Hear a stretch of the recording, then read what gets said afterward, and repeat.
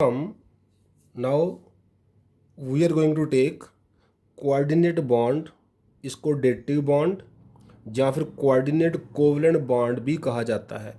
Actually में ये covalent bond की तरह ही होता है। जैसे कोवलेंट बॉन्ड में क्या होता है, दोनों एटम जो है एक एक इलेक्ट्रॉन या दो दो इलेक्ट्रॉन या तीन तीन इलेक्ट्रॉन जो है वो शेयर करती हैं। एक एक इलेक्ट्रॉन शेयर करने से बनता है सिंगल कोवलेंट बॉन्ड। तो मीन्स एक कोवलेंट बॉन्ड में दो इलेक्ट्रॉन होते हैं, एक एटम प्रोवाइड करती है, एक दूसरी एटम प्रोवाइड करती है। कोऑर्डिनेट बॉन्ड जो है इसमें भी दो ही इलेक्ट्रॉन होते हैं और दोनों ही शेयर होते हैं, लेकिन वो प्रोवाइड सिर्फ एक एटम के थ्रू किए जाते हैं। मीन्स कोवलेंट बॉन्ड में एक इलेक्ट्रॉन इस एटम ने दिया, एक इस एटम ने दिया, तो बन गया शेयरिंग से कोवलेंट बॉन्ड। कोऑर्डिनेट बॉन्ड में भी दो एटम में बॉन्ड बनेगा, लेकिन जो बॉन्डिंग इलेक्ट्रॉन है वो किसी एक एटम ने ही प्रोवाइड करने हैं। मीन्स दोनों इलेक्ट्रॉन एक एटम ही कंट्रीब्यूट करेगी। So type of a covalent bond where shared electron pair जो है is contributed by one atom only, that bond is called coordinate covalent bond. One atom should have complete octet, उसकी 8 electron पूरे होते हैं, and at least उनमें से एक lone pair of electron होना चाहिए जो वो कंट्रीब्यूट कर सकता है फॉर फॉर्मेशन ऑफ शेयरिंग या फॉर फॉर्मेशन ऑफ कोवलेंट या कोऑर्डिनेट बॉन्ड। उस एटम को डोनर एटम कह देंगे जो इलेक्ट्रॉन पेयर डोनेट करेगी। Other atom is short of electron pair, उसके पास इलेक्ट्रॉन पेयर की शॉर्टेज होगी, वो एक्सेप्टर एटम कहलाएगी। फॉर एग्जाम्पल जैसे अमोनिया है, अमोनिया का एक बॉन्ड, दो बॉन्ड, तीन बॉन्ड पहले बने हैं और एक लोन पेयर है इसके पास। इसके 8 इलेक्ट्रॉन का सेट कंप्लीट है। बॉन्डिंग इलेक्ट्रॉन दो, जहाँ दो बॉन्डिंग इलेक्ट्रॉन, जहाँ दो बॉन्डिंग इलेक्ट्रॉन, और ये लोन पेयर या अनशेयर्ड पेयर इसके पास है। BF3 की जहाँ तक बात है, इसके पास 3 बॉन्ड पेयर हैं और इसके पास और कोई इलेक्ट्रॉन नहीं है, इसलिए इसके पास इलेक्ट्रॉन की शॉर्टेज है, क्योंकि 2, 4, 6 ही इलेक्ट्रॉन बने। 3 बॉन्ड बनाने के बाद भी होने चाहिए 8 valence electron to acquire noble gas configuration. तो अमोनिया जो है NH3 जो है वो BF3 को इलेक्ट्रॉन जो है डोनेट कर सकता है।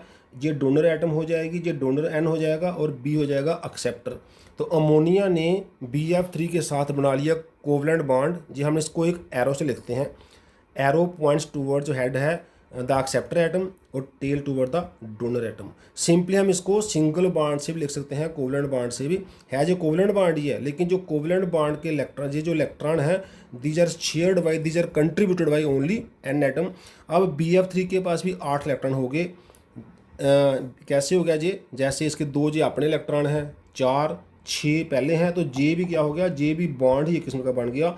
ये बॉन्डिंग इलेक्ट्रॉन हो गया। अब ये बॉन्डिंग इलेक्ट्रॉन तो हैं, कंट्रीब्यूशन अब ये शेयरिंग दोनों के लिए जो है काउंटिंग में आएंगे 2, 4, 6, 8, 2, 4, 6, 8, लेकिन ये इलेक्ट्रॉन प्रोवाइड किसने किए हैं, N ने।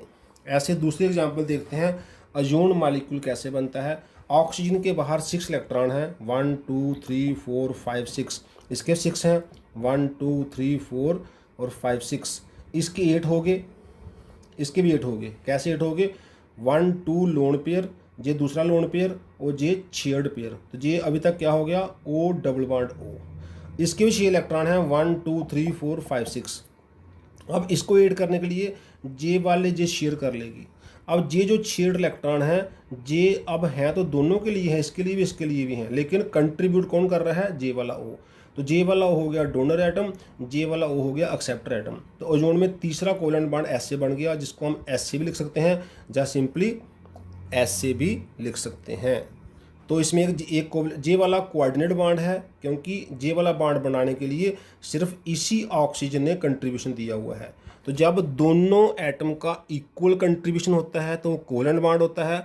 जब कंट्रीब्यूशन एक एटम का ही होता है लेकिन शेयर दोनों करते हैं तो वो कोऑर्डिनेट कोवलेंट बॉन्ड हो जाता है। तो अभी तक हमने जितनी भी एग्जांपल्स की हैं उसमें हमने ऑक्टेट रूल को जो है उसके हिसाब से की है। मीन्स हमने कोशिश की है कि वैलेंस शेल में 8 इलेक्ट्रॉन हो जाएं, चाहे वो शेयरिंग से हो या फिर डोनेशन से हो या फिर ट्रांसफरेंस से हो। जैसे आयनिक बॉन्ड में ट्रांसफरेंस से हुआ, कोवलेंट बॉन्ड में शेयरिंग से हुआ और कोवलेंट कोऑर्डिनेट बॉन्ड में भी शेयरिंग से ही हुआ, चाहे वो कंट्रीब्यूशन किसी एक एटम का था। लेकिन हमारे पास काफ़ी एग्जाम्पल्स हैं जहाँ ऑक्टेट रूल जो है वो प्ले नहीं करता। तो हम देखने जा रहे हैं लिमिटेशंस ऑफ ऑक्टेट रूल, जहाँ पर 8 इलेक्ट्रॉन इंप्लीमेंट नहीं होते।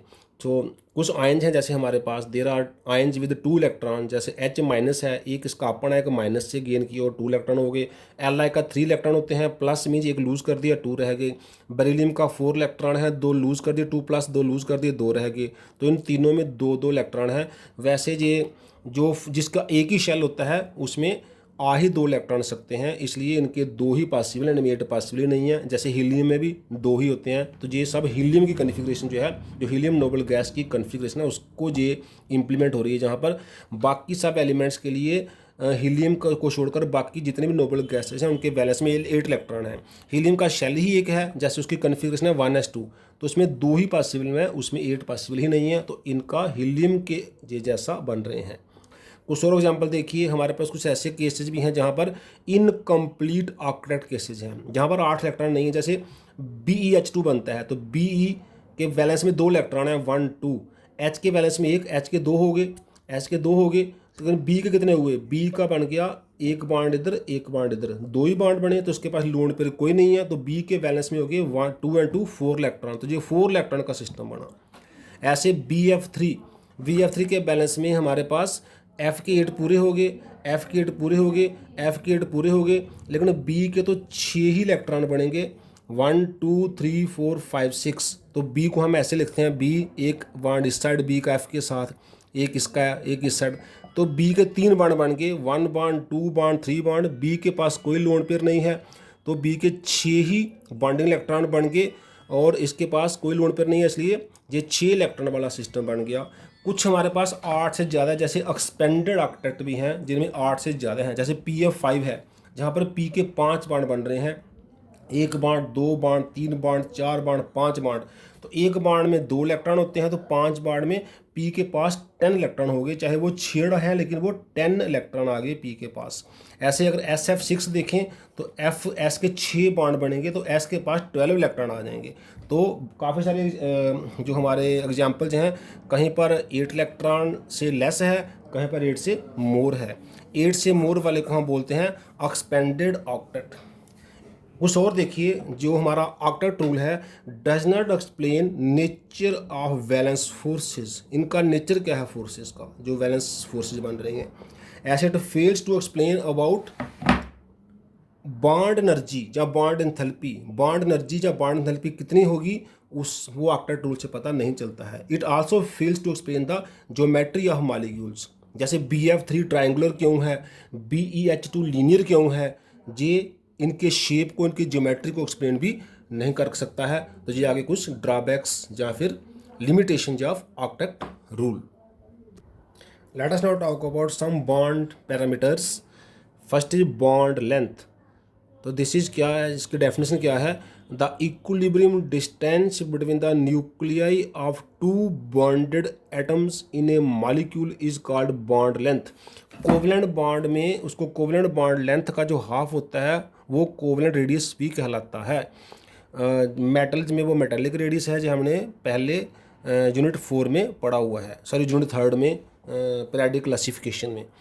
द कोवलेंट रेडियस जो है of an atom is half the bond length it is in homonuclear diatomic molecules. जो सेम एटम में कोवलेंट बॉन्ड होता है, उसके जो बॉन्ड लेंथ है कोवलेंट बॉन्ड की, उसका जो हाफ होता है वो होता है दिस कोवलेंट रेडियस। जैसे हमने पढ़ा था Cl और Cl को जो बॉन्ड लेंथ है वो 198 पिकोमीटर है, तो इसका हाफ करेंगे वो होगा 99 पिकोमीटर।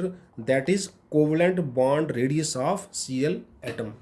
फॉर हेटेरोटॉमिक मॉलिक्यूल्स क्या होता है, जिसमें डिफरेंट एटम होती हैं, the sum of the covalent radius of 2 atoms is bond length.